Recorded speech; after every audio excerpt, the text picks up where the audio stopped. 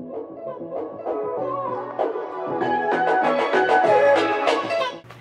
everyone! Welcome back sa aking channel. May pagpalakpak na yun. Welcome back guys! So today, share ko sa inyo yung aking mga trusted moisturizers because as a dry skin girly, yan. So highlight lang yan. Mga mist lang yan. Kaya parang glowy-glowy at parang dewy-dewy ating skin. Pero dry skin po tayo. Kaya naman very essential sa aking skincare or sa skin prep ko, yung moisturizer talaga. Pag na-miss out ko talaga yung moisturizer, for sure, ang ating makeup ay cakey or the entire day makita mo talaga textured. Parang ganon. Naglilitaw talaga yung mga textures. So, ayan, nandito lahat yung mga isi-share ko sa inyo. Hindi naman to sobrang dami because in fairness, nag-trim down na ako talaga ng mga ng mga products na hindi na kahiyangan sa akin. So, ito ng mga natira, yung mga for sure na favorites and hiyang talaga ako. So, simulan na natin. First is itong hyaluronic acid aqua gel cream from Easin3.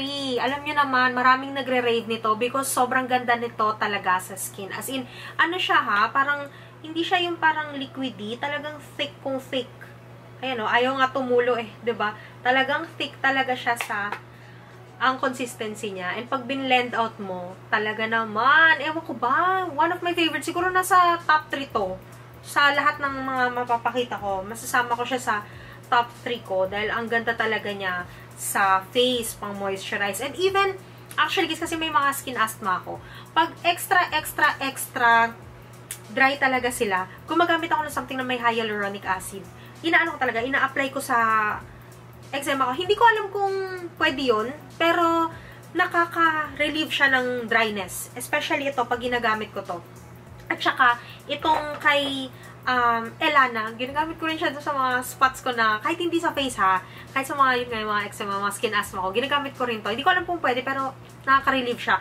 Pero ito naman, this is the Flower Power Moisturizer from Elana. Ang alam ko, hindi siya medicated, pero guys, perfect talaga siya kung meron kang sensitive skin. Yun yung masasabi ko. Okay, so meron siyang rosa kanina, hindi ako familiar, pomegranate, rose extract, may Abyssinian oil, vitamin C, and pentavitine, ganyan. Parang amoxicillin, ganyan. Hindi ko alam.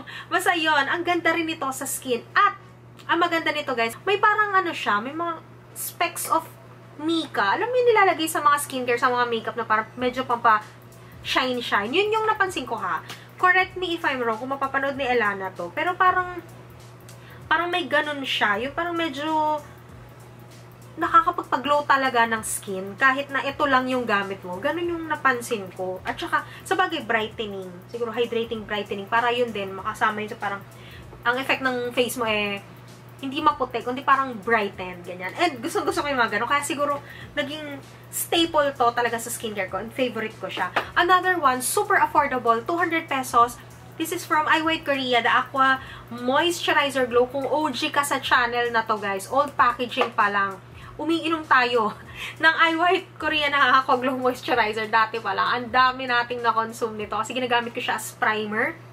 Hindi pa ako marunong, guys, na yung mga function ng primer, nagme-makeup pa lang ako ng unang mga part ng channel. Hindi ko masyadong alam yung mga primer, pero ito yung ginagamit kong primer sa skin ko, ganon. Parang pore feeling kasi may dimethicone siya. So parang, yun yung feeling ko, na pwede ko siyang gamitin primer. And at the same time, may niacinamide, tsaka berry complex na talaga namang, alam mo yun, pag minasage mo sa face mo, ramdam mo talaga na na-absorb niya, tsaka nagpa-plump agad yung skin mo. So, sa mga affordable na finds, okay, mawawalan to. Ang ganda talaga nito, as in. Next naman, guys, is Saipo. So, medyo nasa pricey side siya. Pero, pag nag-sale naman, grab nyo na talaga kasi ang generous talaga nila mag-sale. This is the True Dew Brightening Gel Cream. Ayan naman, for oily skin pips. Dahil gel siya. Dapat, meron kayo nito. So, ito rin ang ganda nito sa skin. Tapos, may disclaimer dito, guys. So, pag nakita nyo to, yung packaging nila, ayan o, ganyan lang kaliit na dot or almost pea size nga lang na product. Tapos, pag binlend out mo sa skin mo, ano talaga, mararamdaman moisturize na yung face mo. Talagang little goes a long way itong moisturizer na to. Pero syempre, nasa sa inyo naman, nasa, ano nyo naman yun, sa pag-apply kung gusto nyo more, parang hindi pa kayo nasa-satisfy sa P-size, pwede nyo naman dagdagan. Kasi ako, most of the time, mas higit pa sa P-size. Pero kung ano kayo, nagtitipid, at saka, yun nga, parang hindi naman kayo ma-moisturizer na tao, ganyan, pag nagpe-prep kayo. Though, ano pa rin siya, parang, ang tawag sa ganun, hindi nire-require, parang, sinasuggest pa rin na even may oily skin kayo, yun nga, mag-moisturizer kayo. So, yan, kahit na konti lang, take effect siya. And yun nga, may niacinamide siya, grapeseed oil, and hyaluronic acid. So, ang ganda-ganda niya, lalo sa makeup, guys, pag nilapatan nyo ng makeup, all goods talaga. Another one is from Fresh, yan, Fresh Philippines. This is the Dark Spot Serum Cream, 3-in-1 with niacinamide, and may SPF na rin to. Ito naman, guys, may ako lang naman correct me if I'm wrong ulit, pero may pagka-tone up cream siya. So, gusto mo medyo brightened na look. Tapos, parang, yun nga, parang ang dull ng face mo. Gusto mo medyo brightened. Ito yung ma-recommend ko. So, very affordable lang din to, knowing Fresh naman. At ang bango niya, amoy aloe vera. The best talaga yung amoy na aloe vera for me sa mga skincare. Ang bango-bango. Hindi ko matigilan, no? Sige, mag-amoy na lang tayo mag-video. Ang bango-bango kasi niya, guys. And yun, medyo may tone up siya for me. Pero, ano naman, pag na-blend mo naman siya maigi, hindi na yun halata. Pero, meron talaga eh. Ayan o. Diba? Pumuti yung balat ko. Another favorite of mine, bago lang din to, pero naging instant favorite ko siya, is the Lacto Collagen Cream from Medipil naman. Ito naman, guys, meron siyang parang mga specks ng, di ko alam kung mapipick up kasi puro tayo pailaw ngayon eh. Basta, meron siyang mga red na dots na parang nagpa-pop pag binlend mo yung product.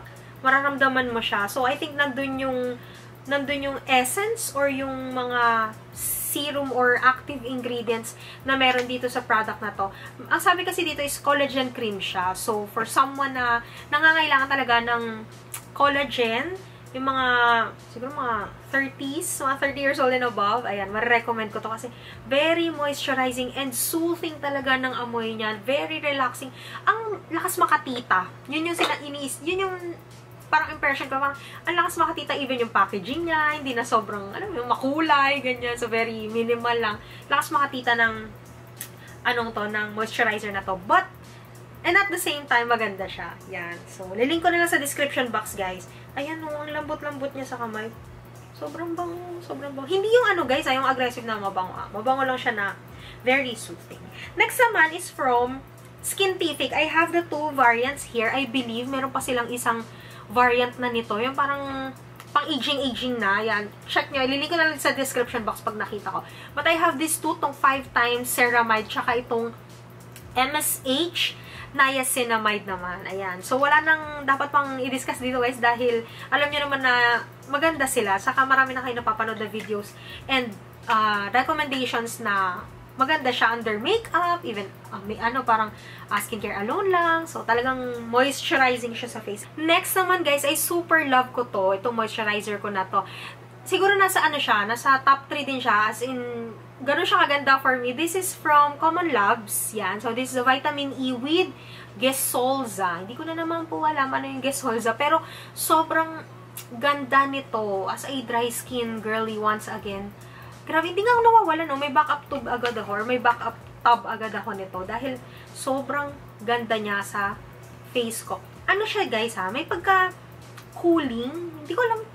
Tama ba po? O, naka-aircon lang. Pero hindi, may pagka-cooling talaga siya sa face na ang sarap-sarap i-massage sa face. So, yan. Ito na yung, backup tub ko.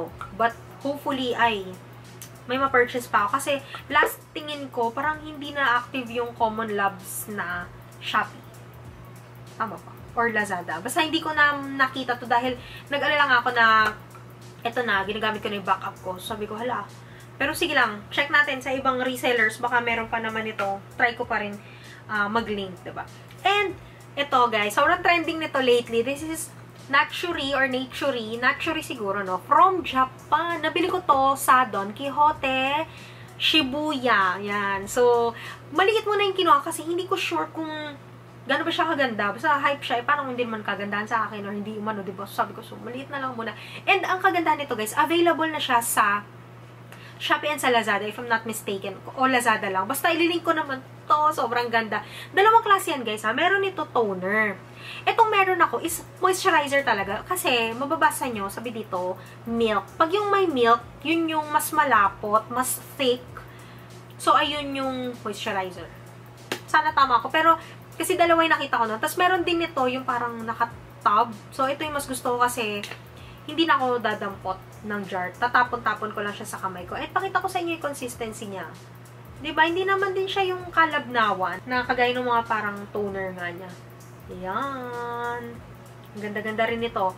Tapos, wala siyang malakas na amoy. Alam niyo may mga Japan products, diba? Japanese products. Napaka-minimal nila when it comes to mga scent, ganyan. It's either yung scent niya amoy yung pangpatay. Ganon, may mga skincare ako na galing Japan na medyo amoy, ano ba ito? Amoy jasmine, ganon. Yun yung mga typical na naamoy ko sa kanila. Ito naman wala namang ganong amoy. Pero, very minimal lang din yung amoy niya. And lastly, guys, from Olay, Regenerist Micro Sculpting Cream. I think iba na yung packaging. Medyo luma na to, pero hindi ko pa kasi na-open. Kaya, yun. Dalawang ganito ko. Yung isa ubos na, ito yung bago ko. Alam ko iba na yung packaging niya, pero hindi pa naman siya expert. So, gamitin na natin, i-hit pa na natin to. Para masulit-sulit naman yung, ano sa atin, yung PR. Diba? And yan, okay din to kasi, ano siya, more on sa anti-aging naman yung atake ng Regenerist, if I'm not mistaken. So, yun lang guys, maganda rin to. Medyo syalahan lang yung presyo, alam nyo naman. Medyo ganun si Olay. But, definitely, meron tayong iba-ibang options. Kung gusto mo yung affordable, gusto mo yung may budget ka talaga, so gusto mo mag-splurge ng konti for moisturizer. So, ayan, meron naman tayo lahat yan. And check nyo na lang sa description box. So, that's it guys. Thank you so much for watching. Again, yun yung mga nagustuhan ko talagang moisturizer. Meron pa akong iba dyan. Hindi ko na sinama because ito talaga yung mga nagustuhan ko. Ito yung mga recommend ko na magaganda talaga. And perfect lalo kung mahilig ka rin mag-makeup like me. So, yun lang guys. Thank you so much for watching. Follow nyo ako sa aking mga social media accounts. And yun lang. Thank you and I'll see you in my next one. Bye!